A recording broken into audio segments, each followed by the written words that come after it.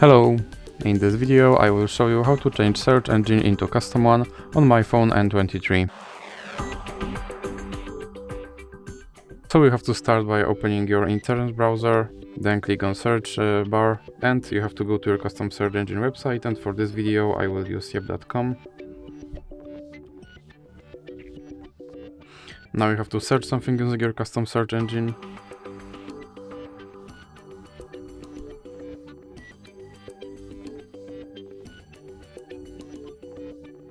And now click on this three dots icon, then go to settings and click on search engine. Any recently visited, you should have now a yep.com option, so you can select that and then you can click back. And as you can see, my search engine is now set to Yep.